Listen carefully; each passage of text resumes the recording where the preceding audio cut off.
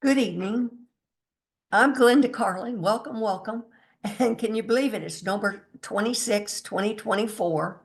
This is my weekly A Course in Miracles and Dzogchen Zoom meeting. Welcome, welcome, welcome. And in case I forget, because my topic tonight is kind of a heavy topic. So before I go into all that, happy Thanksgiving. Happy Thanksgiving. And I saw a thing come on TV that it was Abraham Lincoln. I think that started Thanksgiving.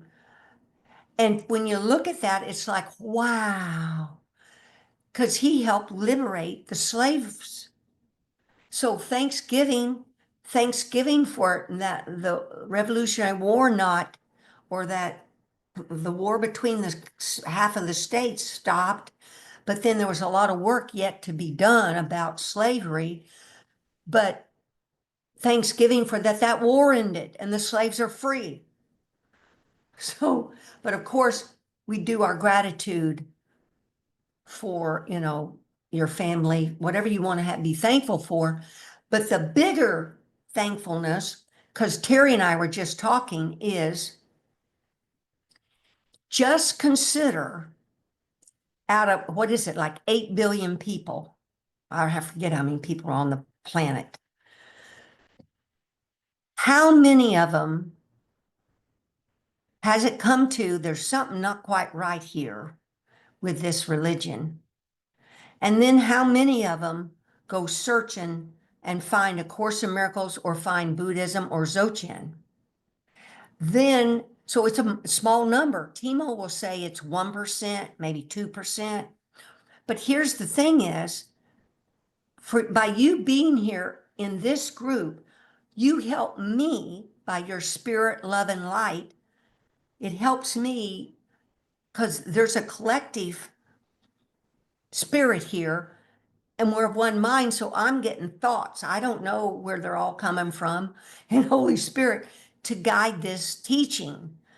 But more than that, your spirit, your energy helps everybody here be a synergy to get these insights that you need, each of you need. And then when this video is watched on YouTube, for those that watch it to get insights that they need, it's just priceless. It's priceless that you're here wanting to hear these. These are profound teachings that that are getting assimilated through me to disperse out, and you take what's a benefit to you.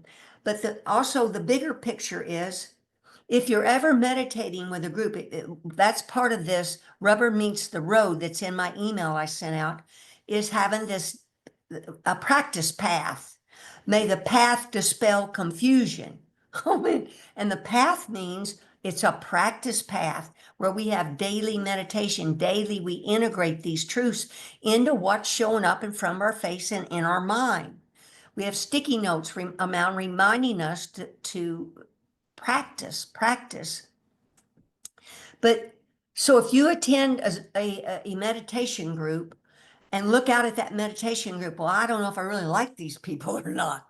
You can't, ego's always working, trying to get people to stop doing whatever the hell they're doing, that to help them wake up. But having a Zoom meditation group that you can be with, don't let ego talk you out of it, but also to envision the odds out of 8 billion people that those people came together to meditate with Course and Dzogchen type of chants and prayers is huge. You found a family. And then you lean back and let the enlightened beings work through you to send light and love to all the people in that Zoom call. You send out healings. And then when you lean back, tonight we're going to talk about the heart cave. When I meditate with that Dzogchen group out of LA, I open up my heart, and I'm just going to describe this. It's unfolding.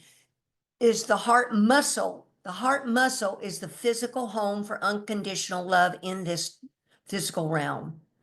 We want to open it so it came to me how to describe all this, but you find your own way to open it. But you put a line down through the center of your heart. Take your hands with your fingers and just open on either side of that line, then open that line to open your heart muscle. And you make a pocket or a cave. And it's a soft cave. It's a cave of love. It's divine unconditional love. And in that heart cave, you're going to set these, they're called dung balls, D-U-N-G balls, which are images of people in your life and in your history this lifetime. You're going to set them in there and you're going to wash them with this great ray light. And now tonight I'm talking about,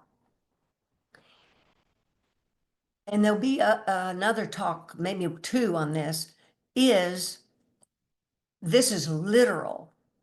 The court, and Terry tells me very few people, oh, she's not heard anybody talk about this. Now, maybe they're told not to talk about it, but I don't even know. When I see posts, they don't even kind of lead me to believe that they understand this. So there's many different paths, but here's the thing from A Course in Miracles. Talks about a great ray. In Hinduism, it's called a cord of light. But when I was talking to Terry, the great thing about talking with her, she'll ask questions and I realized, hold it, I want to change that and add it to a tube of light. Because why I want to use the word tube, a tube has a diameter. You can see it, you can visualize it's tube. And the great ray that comes in here, I'm thinking it's an inch in diameter, but other times it feels like as big as my head. But it can be 3 inches. It doesn't matter. You picture this tube any diameter you want, but it is the light of God that it's like a cord, a tether to tethers you to eternity. But it is clogged up and only opens, downloads after the arc of light is released. And the arc of light in the Course in Miracles, I have a document where I searched the whole course for the word spark, arc of light, great ray, ray, and I wrote a document where it showed up. And I sat with that document, unbeknownst to me, maybe 2 or 3 months before I made a trip to Sedona, Arizona. Unbeknownst to me, I went there for a retreat with Gary Renard. I was in my hotel room and I was practicing advanced forgiveness laying in the bed, and the arc of light opened. And it's just a brilliant burst of this light in the head. And I'm going, I think something opened up.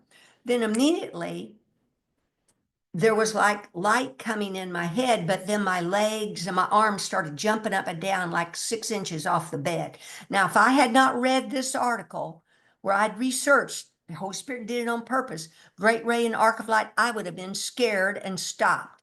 I don't know if you could stop this, but I wouldn't have been in the flow. But I'm not going to cover all that now. I'm just explaining those things are clogged up due to our judgments of our brothers and sisters and ourselves.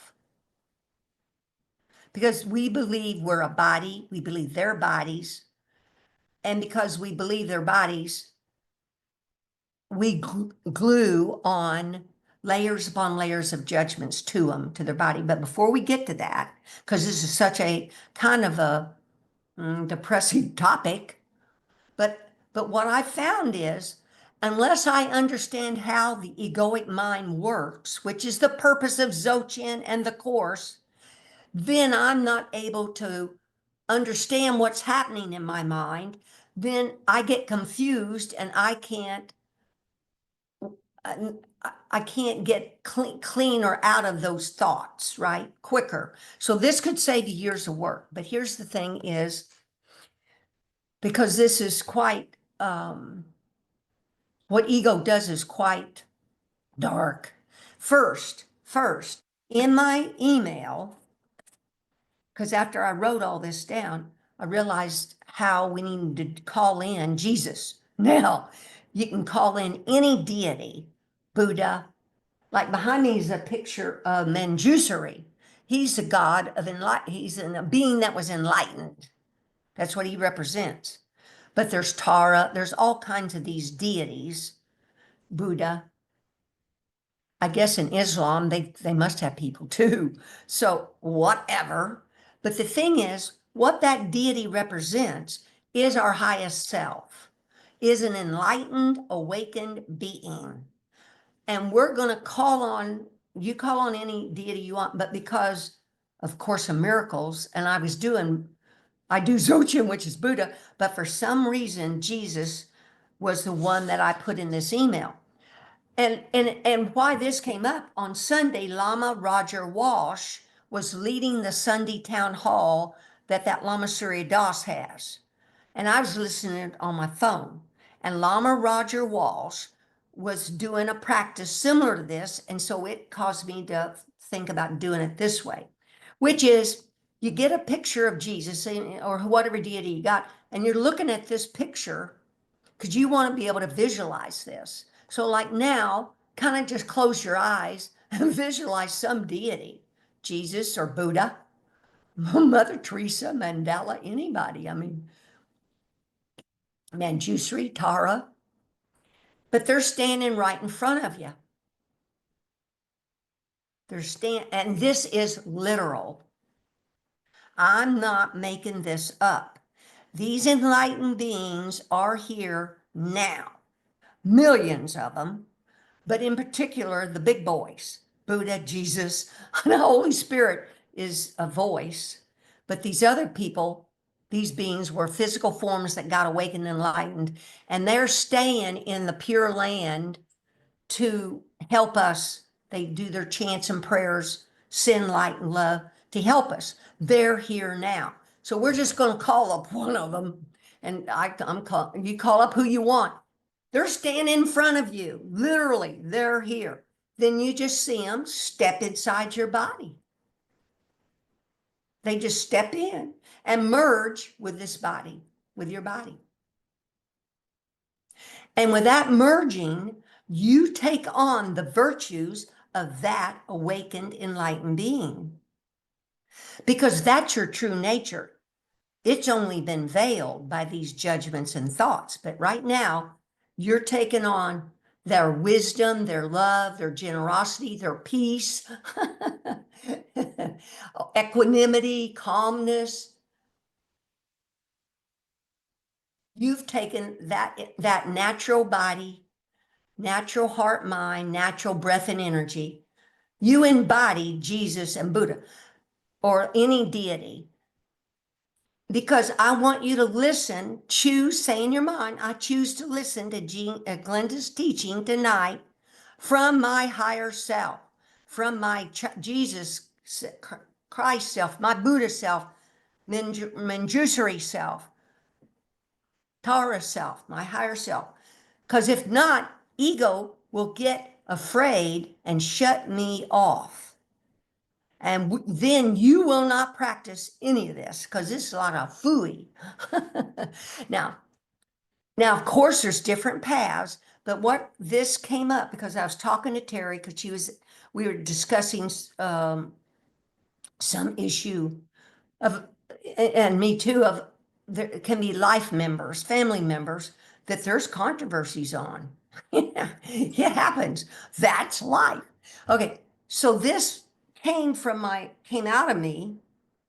And then as I sat with it and laid in, what happens with me, I'll lay in bed either at night before I go to sleep and then during the night. And then when I wake up in the morning, I'm lying there and I'm watching what thoughts come through my mind. And I got paper and pencil and I write my notes down. And don't you know, because I was asking Holy Spirit, I need help on this teaching. He presented to me this dung beetle image. Now, why he could present the dung beetle image, it's few years ago, I heard Lama Surya Das make some simple comment. Maybe he only makes one or two sentences on something typically, and then he's gone to something else. But it's called a dung beetle. And if anybody got my emails and had a chance yet, you go Google this because you need to go see this beetle. It's got a hard shell, it's bug-like thing, tough little legs, and it digs. But what it does, it goes and finds manure. and it gets moisture and nutrients because manure typically happens from elephants and these animals that eat grass. So there's nutrients and water in this manure. So they get a speck of manure. I'm not kidding you. It is wild. They roll this little speck of manure. They pushing it with their little arms and they roll it. Oh, she's got a picture of a dung beetle. Rolls it and it makes a ball, but the ball of dung, manure, doo-doo, poop, shit, manure. And that ball can be 50 times the weight of the bug. It's wild, right? Okay, now why Holy Spirit brought me the ball, dung ball image is,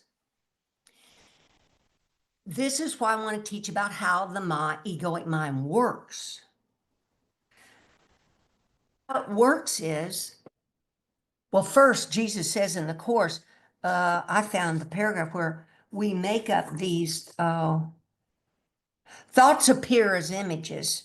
You do not recognize your thoughts are nothing. You think them, so you think you see them. This is image making, not vision. We have these images that just get made up out of this creative prana light energy. Just always making up images and thoughts. So let's take an example. So, oh wait, let me give you the big picture. So some image shows up and watch what your mind does. See, that's the purpose of meditation, because then you're sitting in meditation, remembering to bring your attention back to the vast, spacious emptiness of clear light that's behind your forehead, and the mind wanders off with a thought. You might stay off for a while, then you bring your attention back to center. But what you become aware of, that these thoughts and things are coming and going, and how you keep free of karma is you let the thoughts come and go. You just let them come and go. But how you get karma is when you reach out and grab onto one. And that's called attachment, clinging, or aversion. I don't want it. But when I was talking to Terry, I thought of something. What I'm going to be describing is what attachment truly means. It truly means that I go out, like I go look at Joan's body. When I think about Joan's body with my mind, guess what? That image of her body comes and attaches to my body like Velcro. It gets attached because I'm thinking about it. But it not only goes in now for the people that we think about over and over and over and over and over and over and over and over, guess what? They get attached in your mind, your heart, all your cells. They're not just one little spot. You just are feeling up this pure, clear light with all these thoughts. But anyway, so let's just we'll pick up a politician. So think of a politician, and before I know it, there's words. I glue words together to make sentences about them. Then watch what happens. I glue sentences together to make a paragraph, and then paragraphs. Then I glue paragraphs together to make stories. Now look at our whole life. That's what we've done. Knee-jerkedly, unconsciously, faster than a nanosecond. Wham! There's a judgment. Can be either good or bad. Both are not real. But anyway, but picture what that gluing together does is, we're the dung beetle taking a thought, one little word, and we're rolling that word in manure, dung, shit, false ideas, false perception of what that person is and what we are. Because how we think of them, we don't realize that's how we think of ourselves. We don't realize that. That goes right into the unconscious mind. So all these practices I wrote in that email, I want to recommend you practice like your hair's on fire. And you take advantage that you're in a body, a human body, and that you've got a mind that can understand these truths. Not everybody can.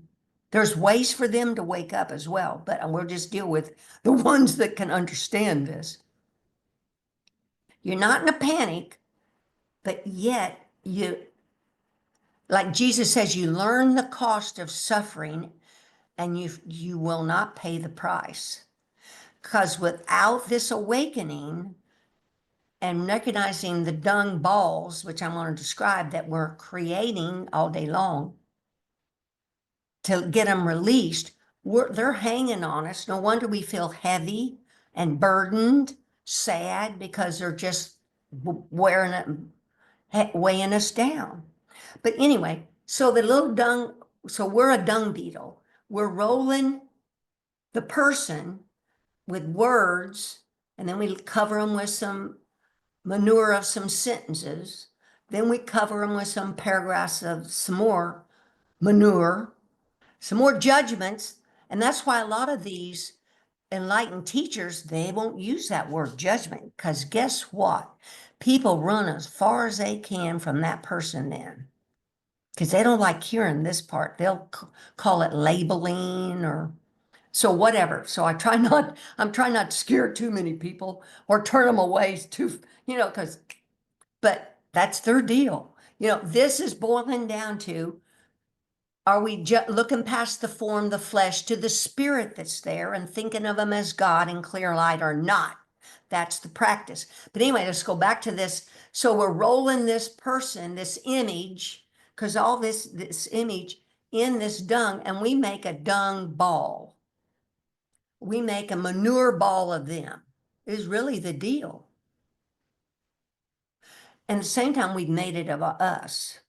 Now, why this came up this way is for this picture could motivate people to go, oh, I think I want to stop doing this, which is called deconditioning, reconditioning your mind to think differently. But how are you going to do that? You got to practice. You got to integrate this in your daily life.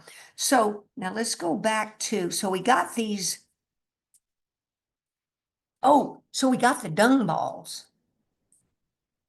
So I need to then finish this with the kind of the horrific side of it is the karma.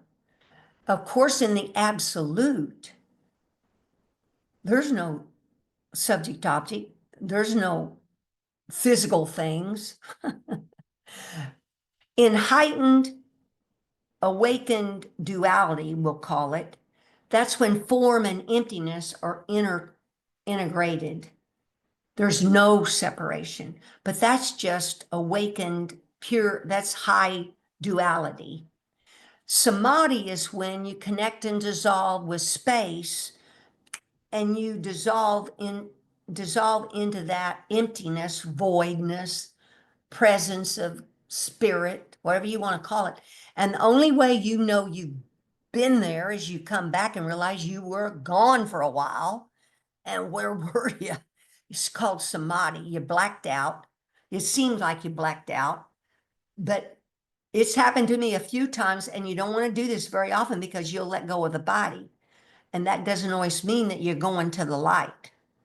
You want to wake up and become enlightened in this as best you can in this lifetime before you die. But anyway, that the absolute has nothing to do with awakened highest duality, where form and emptiness is integrated, and your body is embodied Christ and Buddha, the light streaming all through it.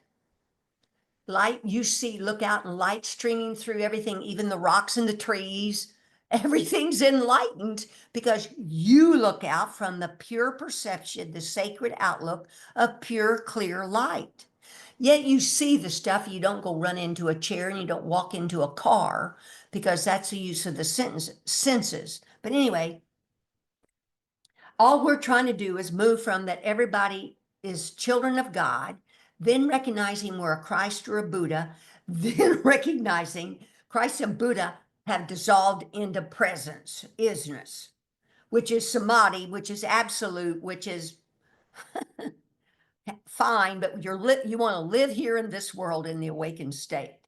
Okay, but anyway, so now what, something just came to me. Oh, so you see these images of people, but guess what starts happening?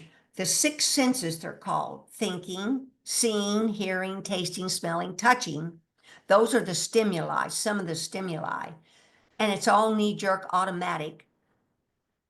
Those senses go to the mind, and the mind in splits in a nanosecond is a thousandth of a second. In a second, there's 1,000 nanoseconds, or mind, a huge number of mind moments.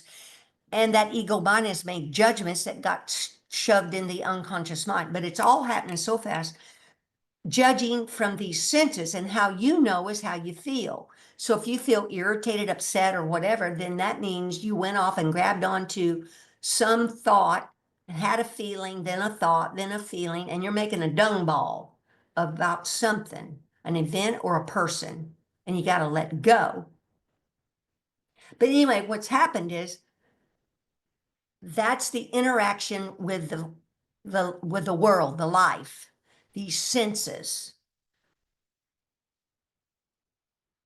And what you're learning to do with that deconditioning is to be aware of a sound, but let the sound go, come and go on this clear light mind. Even when you're in meditation and then off the cushion, you're not grabbing onto it with attachment or pushing away with aversion. But picture all those stimuli, seeing and hearing are the majority of them, but you're aware, awakened awareness is letting those things come and go. That's how you keep the mind clear of no karma. And you're aware of, you're just eating, you're just walking around. Hey, I'm walking around in the dream. Glenda's walking around in the dream, because this is kind of third person stuff. This is not your real identity. But in this world, you're in your body with a certain name, right? But anyway, I digress. So anyway, there's all these opportunities to label and judge. Oh, so then with karma, you got a lifetime. So remember, I don't not remember if you were here last week, when that great ray opened and the lights came in, immediately my life passed before my mind, images of everybody. And near-death experience people tell you their life passes before their eyes. So what I've recommended to you several times, and I'll recommend it again, you can, with a journal, make a list of these people: family, jobs, relationships, co-workers, you name it. It'll come to you. The ones you left out, they'll come to mind. The Holy Spirit will bring them up, because you want to let go. They're velcroed to you. That's your life. Okay, besides your individual karma, there's family karma, the family you live in, family karma. And then there's ancestral karma, means, generations back, ancestral karma. There's world karma and collective karma. Now, if you really want to clean up this pile of things that are velcroed to you, you simply go through a list, and you don't name it good or bad, because it's the thing of, if I'd known better, I would have done better. Please forgive me. I love you, God, God, God. You are spirit, whole, pure, and innocent, all's forgiven and released. So we can go through forgiving that in our world, karma of the United States is based on killing. I learned that I went to one of his retreats. It wasn't Mingyur Rinpoche, it was another young monk. And the meditation was on, and he named it out. U.S. was founded on killing. And when you lean back, I hadn't thought of that. So that's country karma. First, the karma of getting free from the King of England, and then the fighting that went on, in our country, but then the Revolutionary War, killing of slaves, those are karma that you just simply look at, and you bring your attention to your heart, open your heart cave up, and you put that image or concept Revolutionary War in your heart muscle, in your heart cave. Now I haven't described, now I'm going to describe what you do is, and see, this came from Holy Spirit to me. Oh, that monk came up for a reason. When he brought that meditation up, I was in physical meeting with that group is,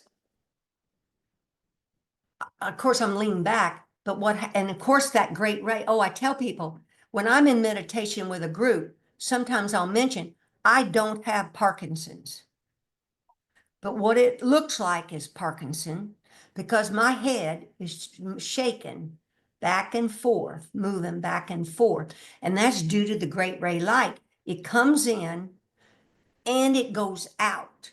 And I forgot to write this in my email. I want to remember to do this is there's a central, this great ray light is the central main light source that comes in.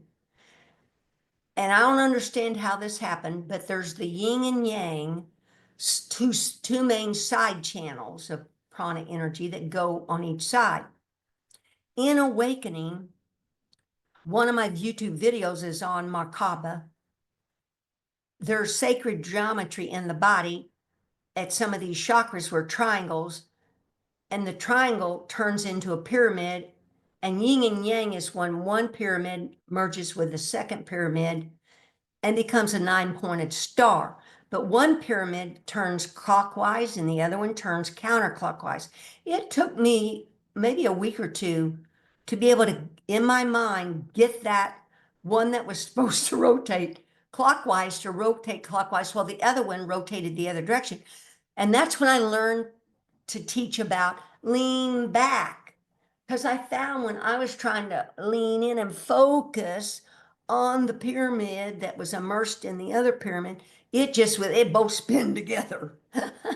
So I just lean back, relax. But anyway, they joined. That's yin and yang joined. Then what happens, these two lines spiral.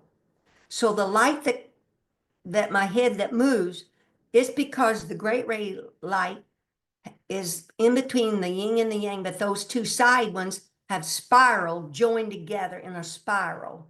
So that light's going like this within me, and that's the slight head movement, in and out. So why this is for real, this is literal.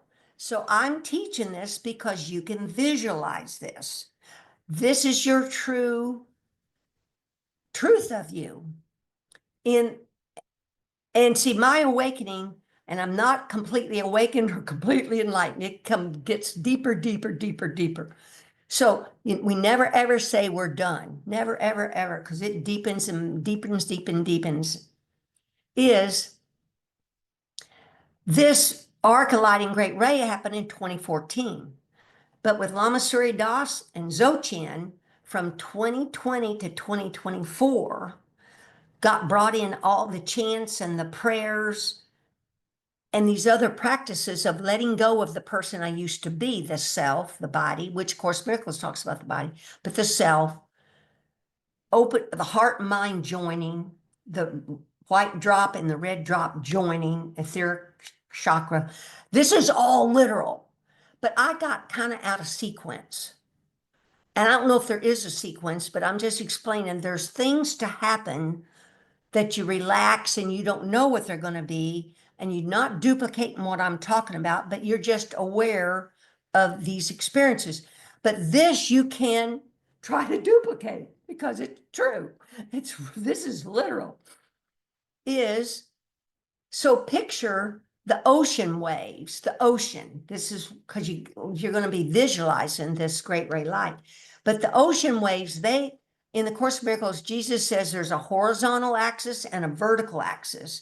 The vertical axis is where the great ray light comes in and meets the horizontal, and that point where they meet is the still center of the turning axle of the center of the cosmic wheel, which I will not go into now.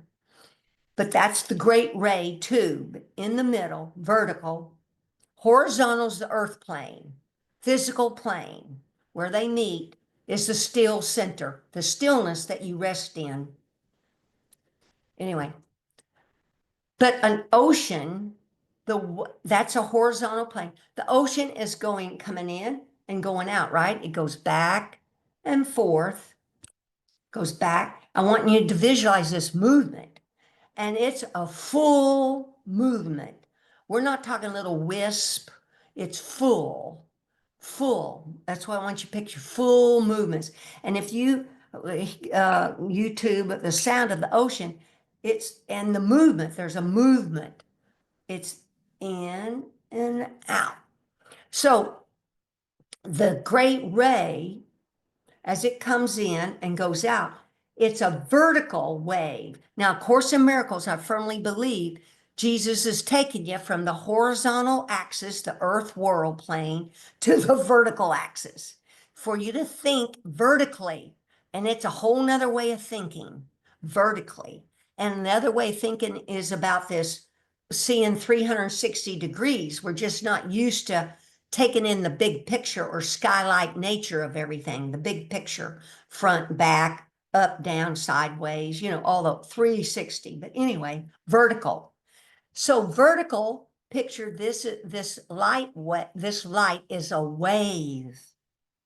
It's a wave, like the ocean wave. So, but it's vertical, and it goes left and right, left, and it's washing you and everything. But I'll go back to that monk. So when he said our country was founded on killing, when I lean back, guess what? I I hadn't thought about this as ocean waves until then. And I'm thinking the Great Ray has gotten deeper. All this has become a deeper deal. But anyway, or more full, it was like I pictured it was like a windshield washer, wipers, but they weren't horizontal, it was vertical, completely vertical. That light was going back and forth over the United States. And this was just at that time in my mind, in the mind seemed to be in my head area. But what I'm talking to you tonight about is the heart cave. So you can put the United States, a picture of it in your heart cave, and visualize this column. It's a column of light. Visualize that. It can be any color you want. Today I was looking at it was purple. Other times it's golden yellow. Other times it's white. Other times it's clear. Don't know the colors, but you can pick a color. Oh, and this helped me. Back in the day, one time I had a vision where I thought it was a pile of rocks. And then when I looked closer at it, it was a pile of crystals. And when I looked at them, some were standing on the end, some were laying down flat, some were jagged, and they were golden, transparent yellow. And I was looking at them. I emailed that Lama Surya Das, and he asked me, could I rest or be with the golden transparency? And I couldn't. I told him no. I tried. I could be with the blue. See, I wasn't ready to do this yet. But the point is, what I'm describing here is that rest we want of a weary heart and mind is to rest just in this beingness, in that still center. You just relax. Looks like space, just relax. But anyway, what I want to get at is, so I was trying to rest in golden transparency, yellow transparency. Holy Spirit gave me the vision of mixing up yellow cake batter, taking it in a pitcher, a bowl, and pouring it down the top of my head. Because at that time, the Great Ray had opened. I felt the Great Ray, but it was clear light. So I poured yellow cake batter down the ray, which is a tube, and would visualize it running out all my cells, right? Then it had a texture so I could lean back and rest in it. Now, see, that's what I want you all to have is rest. How, and people could sometimes get a little excited or go, I don't visualize and think, hold it. We visualized crap and darkness and ego for our whole lifetime and lifetime after lifetime. Do some light visualization. Rest your weary heart and mind. If this touches you, if it doesn't, forget it. You know, no big deal. To do some, I want you to rest. But anyway, so what I want to get at is this vertical wave. So you got, and you want to put yourself in the heart cave. You darn right. You sit yourself cross-legged or whatever in the little heart cave, and you're visualizing the great ray. It's washing back and forth, back and forth. Just wash and clean. And this bring in karma, bring in the World War I, World War II, Vietnam War. Put it in your heart cave. And when you're cleaning that, you're cleaning for all of humanity. Because one of our vows and one of the things that can take you faster along the path is wanting to help your brothers wake the hell up.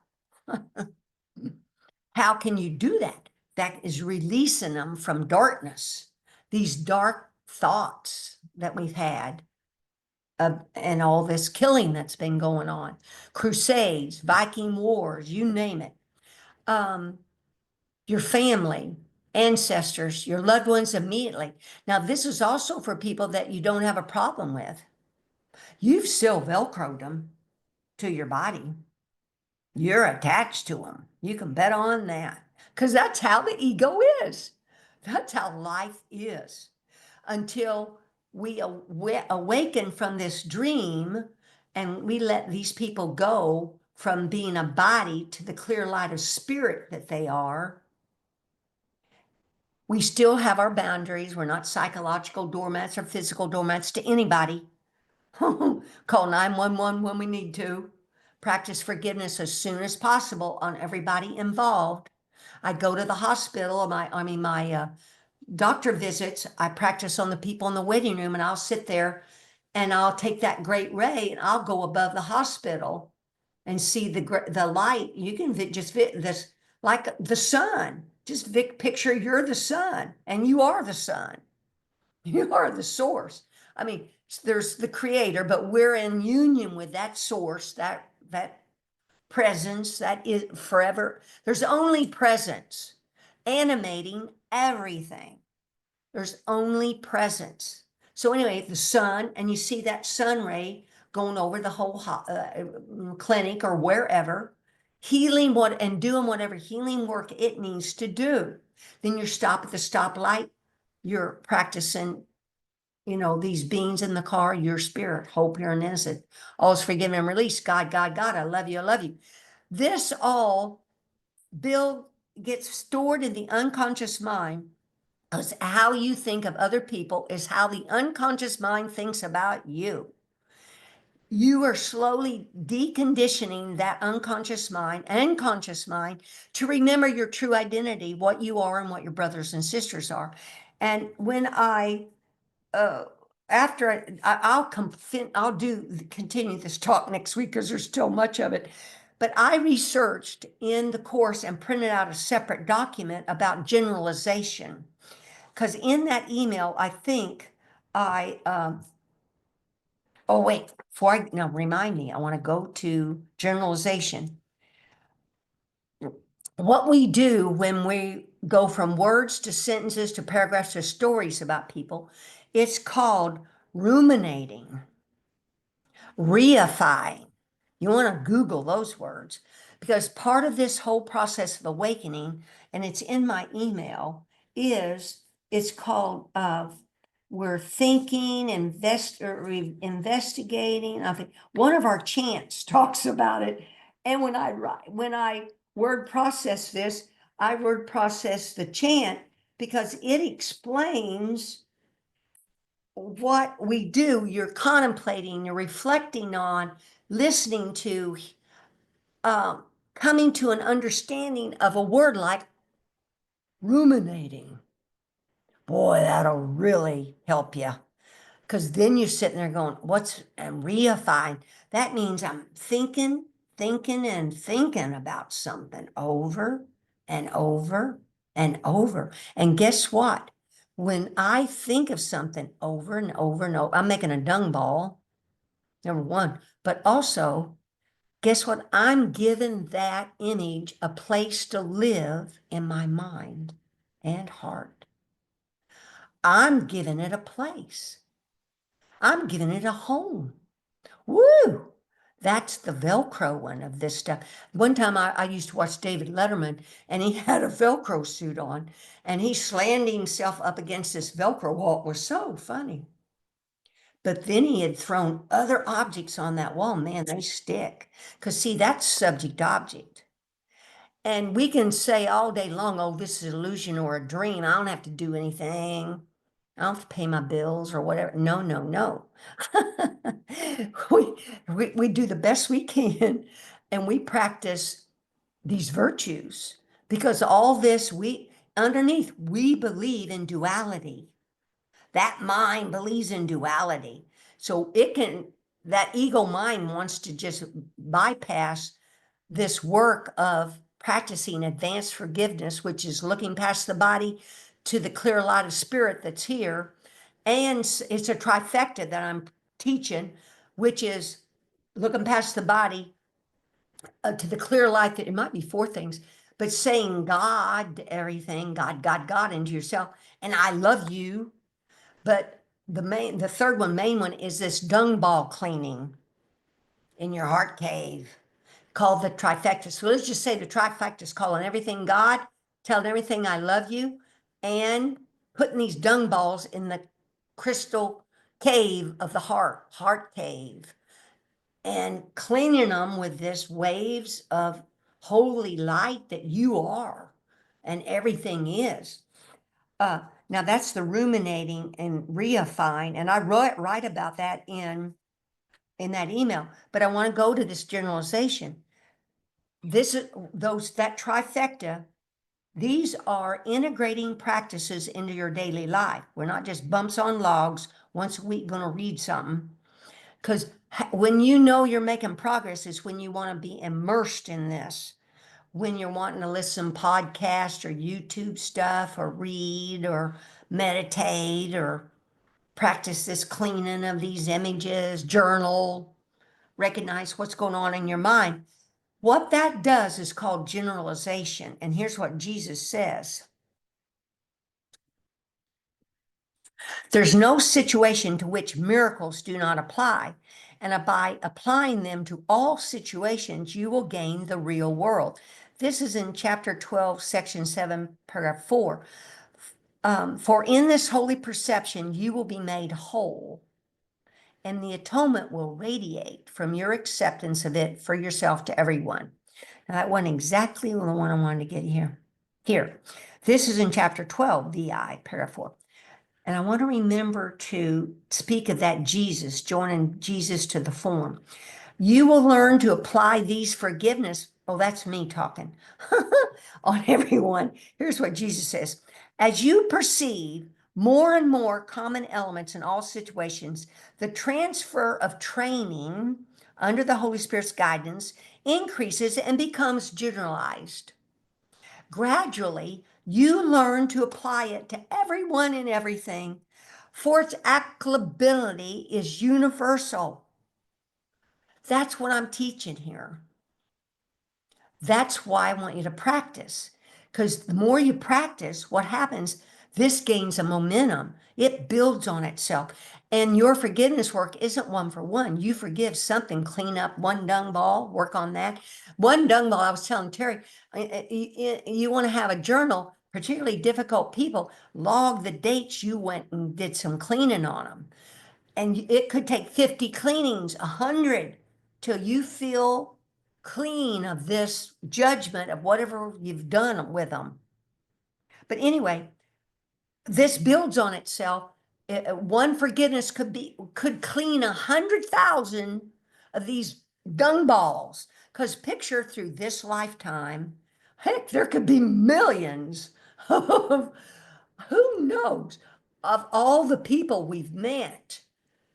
even in grocery stores, those images, they're images that flash through, and I don't know what the mind does with them. But anyway, uh, at the altar of God, the holy perception of God's Son becomes so enlightened that light streams into it. And the Spirit of God's Son shines in the mind of the Father and becomes one with it. Very gently does God shine upon himself, loving extension of himself. And see, here was a way for that light, that great ray light, to enter you without the great ray opening. Is at the altar of God, the holy perception of God's Son becomes so enlightened that light streams into it. So I don't know at when any given heartbeat that your practice will result in some big insight that just sparks you into awakening into a deep way. Of course, then it all gets refined and stabilized. So we're not judging that this could take lifetimes, because for you to hear things like this from me, I suspect you could wake up in this lifetime, or you wouldn't be listening to somebody like me or going to Dzogchen or meditating each day. This is in chapter 12, VII. Its generalization is demonstrated as you use it in more and more situations. You will recognize that you have learned there's no order of difficulty in miracles when you apply them to all situations. And see, I never knew what that meant, what Jesus said, wrote that in the Course, that all miracles are the same. But what that means is you keep practicing that everybody's God. And I love unconditional love is I love everything, but you're not a doormat. That makes there's no order of difficulty in miracles when you apply them to all situations. I just love that. Oh man, I just could never put it together before about how to explain to you about generalization. And then I printed on this document in the introduction to the workbook. I hadn't brought this up in a bit. Is Jesus talks about how to apply this workbook, his workbook. The purpose of the workbook is to train your mind. See, this is all a course in mind training. And I'm stealing from Terry, who says, picture this mind of ours that it's a vinyl record, and all these thoughts and habits and that we're having about people become this arm with this needle in it. And that needle with that same thought about this same image, we get the needle stuck in a groove. And over and over and over, we play the same note or words on this person, right? We're doing it. And we're doing that same kind of thing of thoughts of separation. But Jesus is saying in his course, the purpose of the workbook is to train your mind. We're in the thing of deconditioning these habitual habits to make a spiritual muscle, to make a new groove that consists of all these virtues of thinking your brother's spirit, clear light of spirit, love. I love you. How else can you feel love but by loving? And that, granted, I didn't feel loving towards people. It could take me on some people for 100 or 500 times saying, I love you. But I felt love because I'd had such a dung ball with them of repeated judgments. But anyway, he says, is to train your mind in a systematic way to a different perception of everyone and everything in the world. The exercises are planned to help you generalize the lessons. See, that's what the do is. You generalize to see just clear light integrating all these forms. Form and emptiness go together, not separate. Animating all these forms.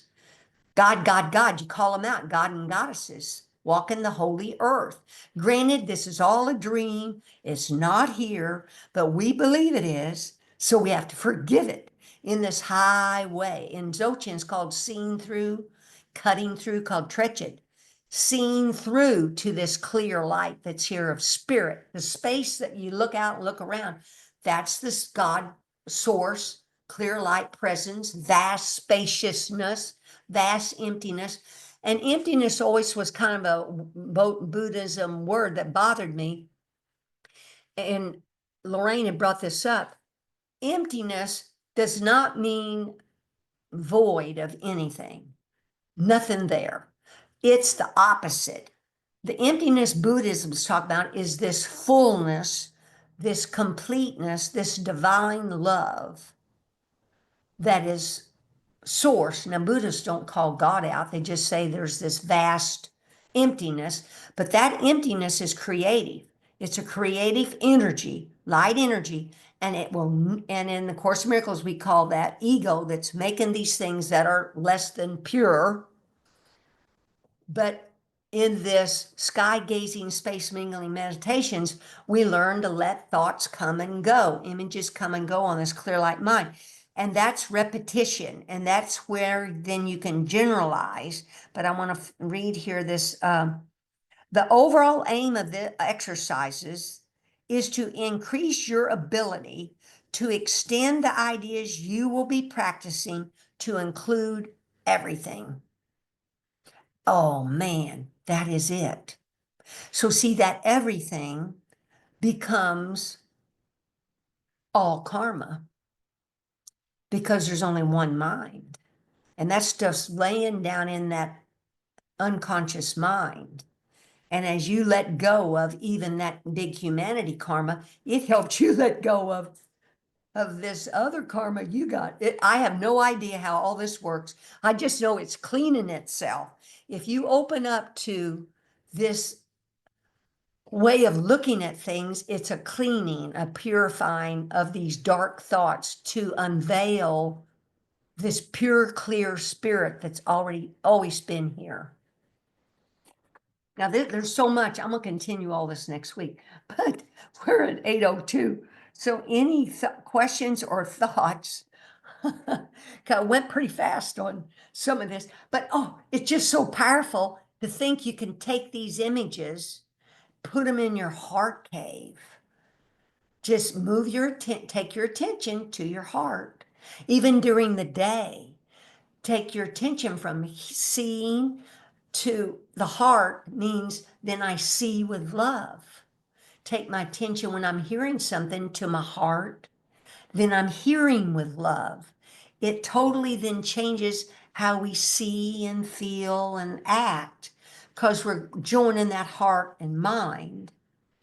And that's also a literal thing, now that I'm on that, is what I'm teaching here is a way to temporarily join heart with mind. Because if we don't join our mind with the heart, we end up with an egoic, ordinary mind that's just always thinking. No, we want to join with the heart, and that kind of elevates it to think with a higher consideration as you're reflecting on things and investigating, not from such an intellectual angle. But anyway, this is a temporary joining of heart and mind by bringing the attention to the heart. But there are practices to have a permanent joining of this. And I did not know this. But how it happened to me, I wrote it in an email, so I'm going to talk about it. Holy Spirit didn't shut it down, so these lamas, some of them have been taught how to help us in various ways. But I took on that Lama Surya Das as a guru, as a teacher. And then when I was able to hear that higher Buddha self, I didn't no longer need him as a teacher. I still watch posts and do different things. But what happens when you take on a guru is you investigate and figure out which one you want, feel comfortable with. They can do light transmissions, truth transmissions, but they can do literal things. Unbeknownst to me, I had no idea, but I've read about, but never knew what any of this means, is they can hook consciousness and move it and join heart and mind. But I had no idea this was literal. So this happened where in the heart, it's called a red drop. Consciousness in this body deal, there's geometry, sacred geometries, and I don't understand it all. I just know what I'm going to describe here happened literally to me. And then I read about it. What did he do?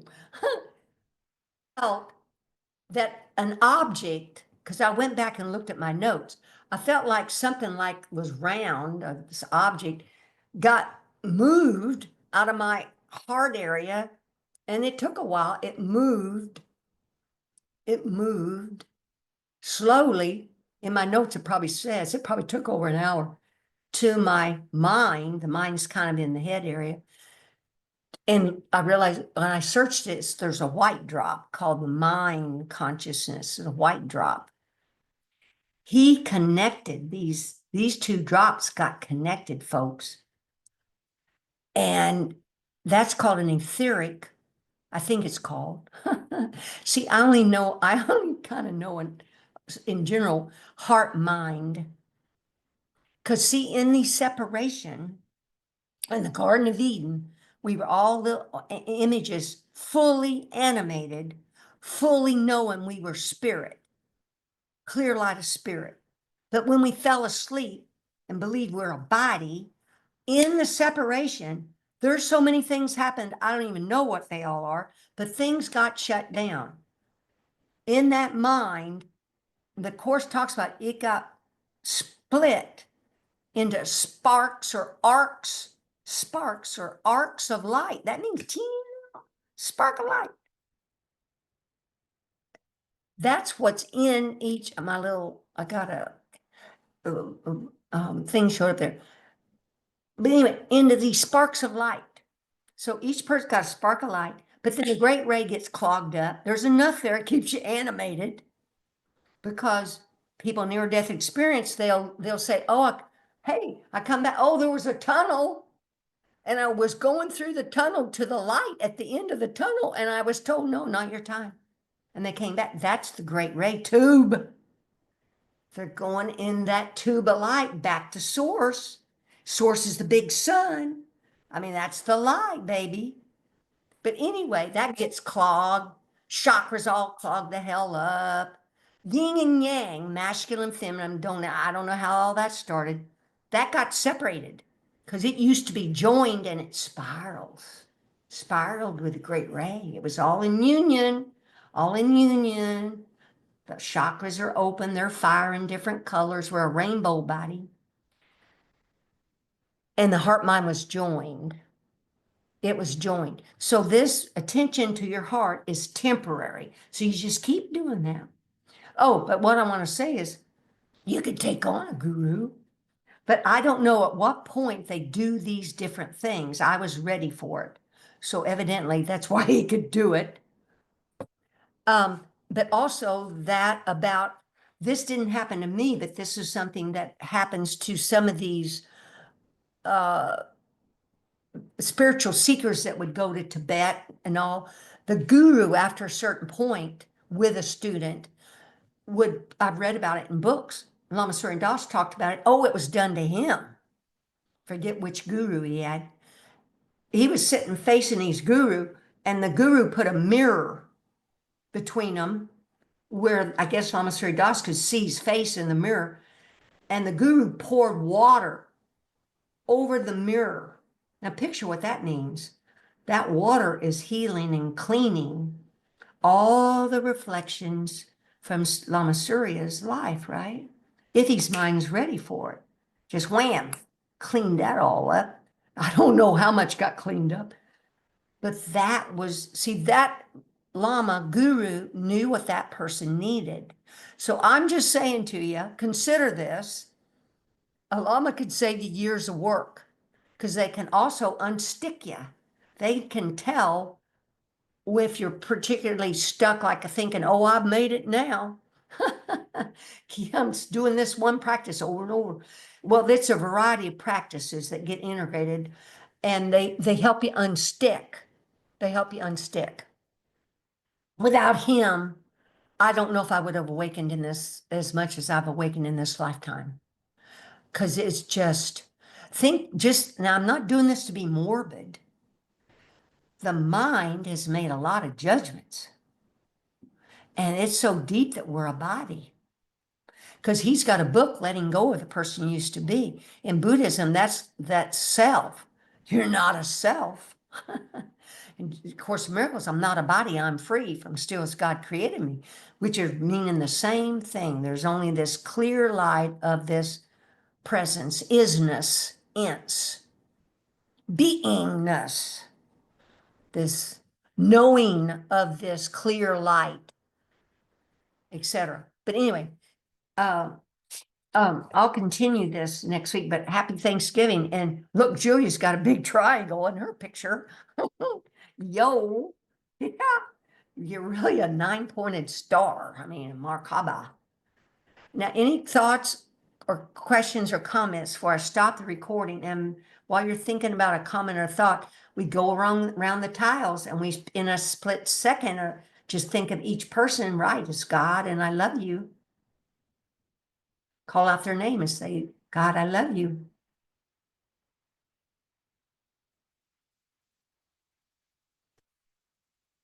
And yourself. Woohoo! Don't forget yourself. This isn't arrogant. Lesson 183, call yourself by your name, which is God. Because really, there's only God animating in all these forms. And there's 6 realms. So the ego mind has really divided everything up. But we're thank God, or whatever you want to call it. You've had a good enough karma. You've incarnated into a human body with a mind that you can reason with yourself. Now, I think enlightened beings work with all those realms of animals, etc. Because, wow, bless their hearts. Because we believe whatever that image is that of that realm, right? Okay, now, any thoughts or comments before? Now, Lorraine, did I help you on emptiness, or how else can I do this? Yeah, no, that was great, Glenda. Yeah, I was asking about how how in the Dzogchen view we would use a symbol to represent God. And I know they're all symbols. And yeah, so emptiness and Oh, presence I of missed that, spirit. Lorraine. Yeah, Oh, Lorraine, I'm so glad you said this again. That's why, Lorraine, it's important. Emptiness you can't visualize. yeah, That's we learn to get pure perception. That's why it's important to take on consider one of these images of a person, of a body, of of a deity, a person that awakened, because then you can picture that and let that, oh, I almost forgot this. Thanks, that this is happening. Then you can picture that person merging with you, and you do this more than once, because we do not believe we're deities. We do not believe we're virtuous. We do not believe we're wise and love. We're not believing that. Oh, I want to picture, explain in that email, and I want to recover it next week, when I had not really ever joined with Jesus. So after I wrote this Monday, I printed it out, and Monday, I wasn't done till like 9 o'clock at night. I would sit in my chair and I'd kind of read parts of it. Part of that Jesus quote talked about accepting him, accepting Jesus, uh, because he had, what do you call it? Renounced ego. And because he renounced ego in joining with us, as in, each son of God, then he's renouncing the ego that's in us. Now, by renouncing, I sat with that this morning. We're not denying that ego thoughts and feelings are still here, because that's spiritual bypassing. We let these thoughts and feelings come and go, because we're integrating living in this life. We're living here alive with the senses, enjoying life, but fully awake and aware and alert, right? But anyway, renouncing just means we're also are aware of ego's actions and how the ego mind works. That's what I'm teaching tonight, right? But accepting of Jesus carries a lot of benefits, and I hadn't thought of that. Because then you get all his virtues, because you really, it's literal. I'm not kidding. It's literal. Because he brings with him Holy Spirit. But so last night I was contemplating that. So this morning, when I was laying in bed, I was thinking about this teaching, and I was thinking about Jesus. And I stood him up in front of me and had him step in. And oh man, I felt a presence enter me. That's what I'm going to describe. This is literal. Now, as we soften, then you get more sensitive. But I'm not kidding you. There was a presence, and I felt that what came to me, because I was going, that kind of was shocking to me. I felt different. I felt full. Now, isn't that a neat word? Because full, completeness of spirit, fullness, WHOLENESS, wholeness. This deity represents this highest nature, this awakened nature that we're awakening to, this enlightened beingness, all this light and love. Divine love. And what's divine love? Unconditional love is unconditional love, which means that's why we lean back and let ego thoughts and feelings come and go. We give unconditional love to ego. We don't imprison ego, shutting him off I used to do this in a separate place. I don't know where that was, but I shunned him. Get the hell out of here. I want nothing to do with you. Called it just darkness, because etc. No. That's repression, denial, not unconditional love. Doesn't mean I do what he says, but I still love ego. I love ego. And ego has a part in my life because that's the part that alerts you, don't walk in front of a car, stop. And there's the little sentry before your ear or your eye about, oops, and you need to do this. And then we go back to letting things come and go, right? So, but I hadn't thought of all the benefits. Oh man, letting that form merge with you. Wow. Again, it's literal. I'm telling you, in the awakened life or whatever, in the illusion, we have to awaken, and they help us. So emptiness would be very difficult to be free of. Oh, and that is taught in the Course, where Jesus writes something, or maybe it was in a Buddhist book, I forget. If there weren't images in the clear light, how would you know there was a problem? Basically. Because if there's just clear light, well, just light, but we don't know it's clear. We think it's dark. We label it somehow separate, right? How do you get out of that? But by having some body images floating around, that probably the interaction of good and bad, where people are arguing and not having a good married life and all those jobs, finally go, hold it, there's got to be a better way than the way I think about all this, to turn you to think about something different. We'd be forever lost in the abyss, is the word that's coming to me. The emptiness you just asked me about. So thankfully, the Son of God, created the Garden of Eden, a form that we could fall asleep in. If we were going to fall asleep in anything, fall asleep in some images that you can realize, hold it.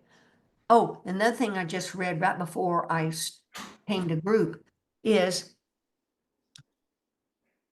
the cause There's only one cause, and that is this source, whatever you want to call it, placeholder, presence, ents, vastness.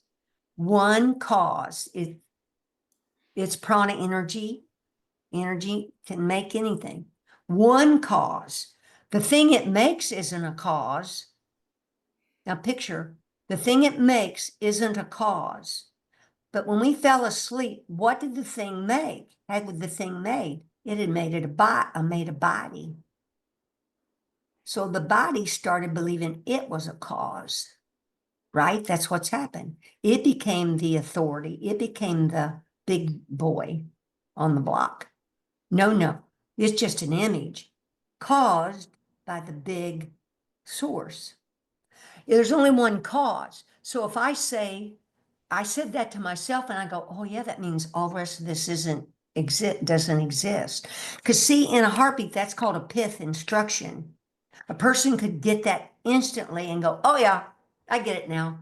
These things are images. They're not the cause. Because that takes illness to a whole nother place. And that's in this, but anyway, I'll cover that next week about cause, because that's the karma, cause and effect. So you remove cause, I mean subject object. You remove subject, then where can there be duality? Right? Remove subject. And who's the subject? You, the physical body. So remove you out of the spirit as a body to a spirit, then there's no issues, right? Didn't make anything. It's like in the forest, if there's nobody to hear the sound when the tree fell, do you hear anything? No. But anyway, I digress. But the thing, oh man, it is so cool. This Jesus guy's got, and Buddha came up with some real slick ways that you could ask a pith instruction. Like when you meditate, just stop and ask, whose thoughts are these?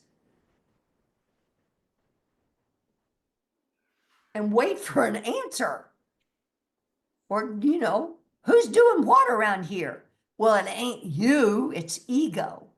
Ego's producing the thoughts and the images.